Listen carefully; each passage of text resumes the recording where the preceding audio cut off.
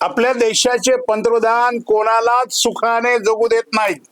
कोणालाच असं एकही क्षेत्र नाही की ज्या क्षेत्रामध्ये पंतप्रधान नरेंद्र मोदी साहेबांचा सोटा त्याच्या डोक्यात बसत नाही.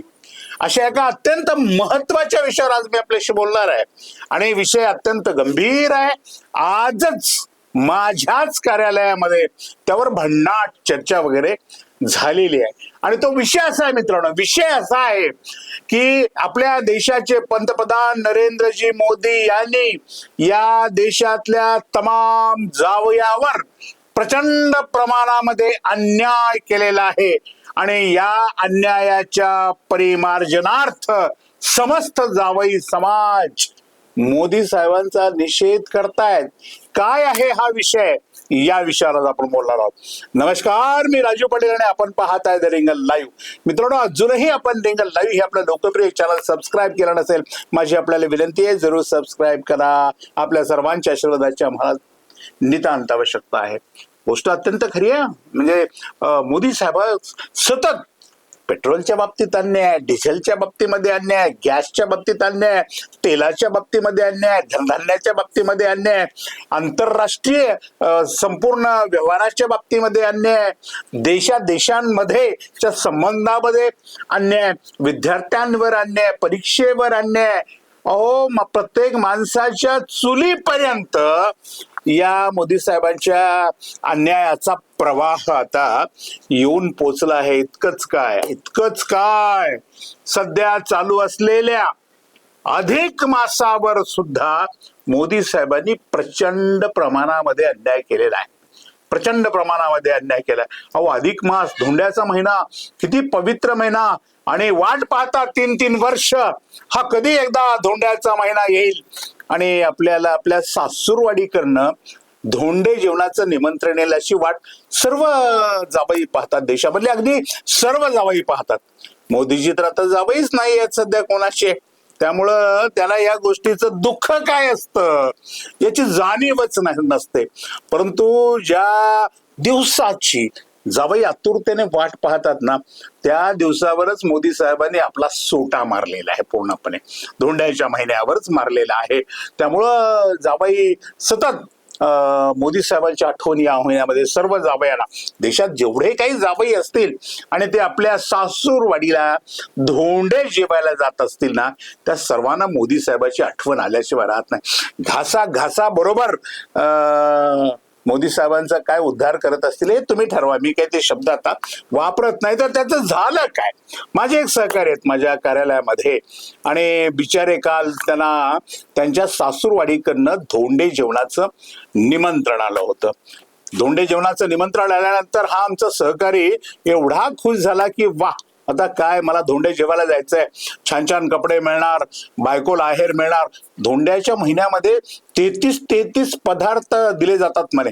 जसे की 33 अनारसे दिले जातात, 33 शिवायच्या कड्या दिल्या जातात, 33 करंज्या दिल्या जातात, 33 लाडू दिले जातात. काय जे 33 आणखीन जे जे काही पदार्थ असतील सोन्याचे चांदीचे ते 33 दिले जातात. किमान पक्षी त्या जावई नावाच्या अत्यंत लाडक्या विष्णू रूपातल्या व्यक्तीला त्याला पूर्ण आहेर केला जातो, त्याचे पाय धुतले जातात, हरिद्राधी कुंकुम तिलक या जावई महाशयांना सासूरवाडीच्याकडनं लावला जातो. गंध अक्षदा फूल त्याच्या डोक्यावर टाकले जातात आणि त्याच्या हातामध्ये, त्याच्या बोटामध्ये किमान 5 ग्रॅमची एखादी छोटीशी 5 ग्रॅमची अंगठी त्याला भेट दिली जाते. परंतु मोदी साहेबांच्या काय पोटात दुखलं माहित नाही. या जावयांच्या कोणाच्याही हातात अंगठी पडूच नये अशी काळजी मोदी साहेबांनी घेतली आणि समस्त म्हणजे आपल्या देशातला प्रत्येक माणूस बेकार राहिला पाहिजे, तो फक्त मतांसाठी जिवंत राहिला पाहिजे, अजिबात त्याचा आर्थिक फायदा झाला नाही पाहिजे, तो असा सतत दारिद्र्यात दुःखात राहिला पाहिजे, सासूरवाडीकडून मिळणाऱ्या गोष्टी सुद्धा त्याला मिळाल्या नाही पाहिजे, अशा प्रकारचं धोरण मोदी साहेबांचं आहे. आणि मोदी साहेबांनी या धोंड्याच्या महिन्याच्या पूर्व संध्येला ऐलान करून टाकलं, अजिबात सोने खरेदी करू नका. आता सोने खरेदी करू नका असं विधान त्यांनी का केलं, कशासाठी केलं, यावर अनेक चर्चा झाल्या. परंतु या विधानाचा नेमका फायदा सासूरवाडीच्या मंडळींनी घेतला आणि सासूरवाडीमध्ये जे त्यांचे सासरे आहेत, मेव्हणे आहेत किंवा सासूबाई वगैरे आहेत, यांनी या मोदीजींच्या विधानाचा फायदा घेतला आणि मग धोंड्याच्या महिन्यामध्ये अगदी धोंडे जेवणाचा दिवस येण्या अगोदरच 15 दिवस 8 दिवस बिलकुल आम्ही मोदीजींच्या आव्हानाला सपोर्ट करणार आहोत. त्यांचं आव्हान आम्ही कधीच खाली पडू देत नाही. आम्ही गेल्या वेळेला आमच्या जावयाला छान अंगठी केली होती सोन्याची, पण या वेळेला आम्ही नाही सोनं खरेदी करणार. मोदी साहेबांचं आव्हान आहे, देशासाठी आपल्याला काहीतरी आपलं समर्पण दिलं पाहिजे. मोदीजी सांगतायत म्हणजे काही साधी गोष्ट नाही आणि या वेळेला आम्ही अशा पद्धतीचं सोनं खरेदी करणार नाही आणि खरेदी करून आमच्या जावयाला काही घालणार नाही. आता ही गोष्ट हळू त्या जावयापर्यंत किंवा जावयाच्या पत्नीपर्यंत म्हणजे लेकीपर्यंत पोहोचवण्याची व्यवस्थित काळजी हे सासूरवाडीचे लोक घेत आलेले आहेत. या पार्श्वभूमीवर आमचे सहकारी कालच्या दिवशी आपल्या सासूरवाडीला गेलेले होते. त्यांना वाटलं होतं की निश्चितपणे काय थोडं बहुत तरी म्हणजे 4-5 ग्रामची अंगुठी तर आपल्याला सहज मिळेल. 70-75 हजार रुपयाचा रोखीचा फायदा आपल्याला या अंगुठीच्या माध्यमातून होईल. आणि ते आमच्या कार्यालयामधल्या काही सहकार्याला बोलते होते, नाही आमचे काही सासरे असं मोदीजींचं काही आव्हान ऐकणार वगैरे नाहीत, ते बिलकुल भारतीय जनता पार्टीच्या विचाराचे नाहीत, ते पुरोगामी विचाराचे आहेत, त्यामुळं माझी अंगुठी किंवा माझी अंगठी पक्की आहे असा दावा ते कार्यालयामध्ये करून गेले होते. आणि जाताना बिचारे हे एसटीने गेले, 100-125 किलोमीटरचं अंतर, आणि जिथे एसटी थांबली तिथून त्यांना 4-5 किलोमीटर पायी चालत जावं लागलं. पायी, वरून धोधो पाऊस होता, त्या पावसात त्या चिखलात बिचारे चालत अखेर सासूरवाडीमध्ये पोहोचले. आणि मग सासूरवाडीमध्ये पोहोचल्यानंतर धोंडे जेवण झालं. मी मगाशी म्हटल्याप्रमाणे त्यांची पायधुवणी वगैरे झाली, त्यांना आहेर माहेर कपड्यांचा केला गेला, अक्षदा कुंकुम तिलक फुलं वगैरे त्यांच्या डोक्यावर उधळली. त्यांचं पूर्णपणे लक्ष समोर ठेवलेल्या ताटांकडे होतं. अरे सगळं दिसतंय, अनारसे दिसतायत, करंज्या दिसतायत, लाडू दिसतायत, फुलं दिसतायत, हरिद्रादी कुंकुम दिसतंय, परंतु त्या गुलाबी कागदामध्ये गुंडाळलेली जी सोन्याची वस्तू आहे ही दिसत नाही. त्यामुळं या जावई महाशयांचं आमच्या सहकार्याचं लक्ष सारखं भेर त्या ताटाकडे लागलेलं होतं. परंतु मग हा आहेर करतानाच त्यांच्या सासरे बुवानी थेटच गौप्यस्फोट करून टाकला की मोदीजींचं आव्हान आम्ही सर्वांनी स्वीकारलेलं आहे, त्यामुळं आम्ही एक गुंज सुद्धा सोनं या कार्यक्रमामध्ये खर्च केलेलं नाही. झालं हे वाक्य जेव्हा आमच्या सहकार्याच्या कानावर पडलं, तो बिचारा हताश झाला. चुपचापपणे तो आहेर माहेर घेतला.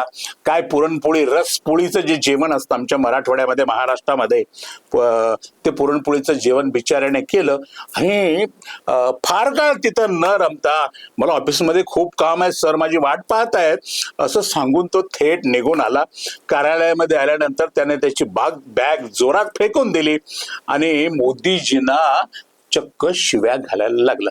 शिव्या म्हणजे तशा शिव्या नाही, परंतु मोदीजींचा जाहीर निषेध कार्यालयात आल्याबद्दल बऱ्याच सहकार्याने त्याला विचारलं ऑफिसमधल्या, अरे का निषेध करतोय तो मोदीजी? अरे यार म्हटलं, मोदीजी सतत प्रत्येक वेळी काही ना काही नुकसान करतायत. मोदीजींनी या वेळेला माझं 5 ग्रॅम सोन्याचं नुकसान केलेलं आहे. ₹1 लाख मी या मोदीजींच्या निर्णयामुळे खड्ड्यात बुडालाय. मोदीजीने हे विधान जर पुरुषोत्तम मास संपल्यानंतर केलं असतं, धोंड्याचा महिना संपल्यानंतर केलं असतं, तर यांचं काय बिघडलं असतं का? अशा प्रकारचा प्रश्न ते उपस्थित करू लागले. डोक्याला हात मारून घेवले, प्रचंड टेन्शन. काही लोकांनी सांगितलं, अरे तुम्ही न्यूज चॅनल मध्ये काम करताय, अशा बुरसटलेल्या जुन्या विचाराला तुम्ही थारा कसा काय देता? ते म्हटले दिलाही नसता थारा, परंतु प्रश्न रोखीचा होता, सोन्याचा होता. माणसाने व्यवहारही असला पाहिजे. तुकोबाराने म्हटल्याप्रमाणे जोडून या धन उत्तम व्यवहार आहे, असं माणसानं असलं पाहिजे. अशा पद्धतीचा विधानं त्यांनी केली आणि कार्यालयामध्ये जोरदार हशाही पिकला. आम्ही हा सगळा प्रकार पाहत होतो. आमच्या लक्षात आलं की यार मोदीजींनी खरंच या पवित्र अशा 3 वर्षाने एकदा येणाऱ्या पुरुषोत्तम मासामध्ये किती मोठं नुकसान या सगळ्या जावया मंडळीचं केलेलं आहे. आणि मग पुरुषोत्तम मास दर 3 वर्षाने येतो. आपल्याकडं तो सांगितलं जातं पूर्णपणे की एक सूर्य वर्ष असतं, दुसरं चंद्र वर्ष असतं. सूर्य वर्ष 365 दिवसाचं असतं, चंद्र वर्ष हे 354 दिवसाचं असतं.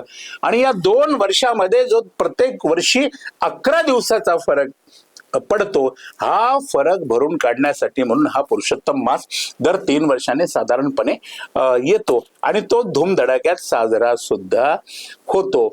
आता धूमधडाका म्हणायचा कसा? जोपर्यंत जावयाच्या हातामध्ये सोन्याची अंगठी नाही तोपर्यंत त्याला धूमधडाक्यात साजरा झाला असं म्हणताच येत नाही. झाला आता जवळपास 15 दिवस त्याचे होऊन गेले, 20 दिवस संपत आले, आणखीन काही दिवस शिल्लक आहेत, 12-13 दिवस.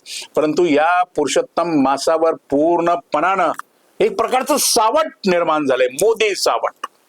कारण मोदी या ज्या उत्सवामध्ये, या सणामध्ये जावयाला सोनं दान मिळत नाही, त्या उत्सवात खऱ्या अर्थाने काही जान राहत नाही. अशा प्रकारे या महाराष्ट्रातल्या, देशातल्या समस्त जावई समाजाचं आपल्या देशाच्या लाडक्या पंतप्रधानांनी अक्षरशः नुकसान केलंय. त्यामुळं तीव्र स्वरूपाची नाराजी ही सर्व जावई मंडळी मोदीजींच्या संदर्भामध्ये व्यक्त करतायत. तुमचं यावर काय मत आहे? तुम्ही जावई जरूर कमेंट करा आणि पाहत रहा रिंगण लाईव्ह, आवाज महाराष्ट्राचा.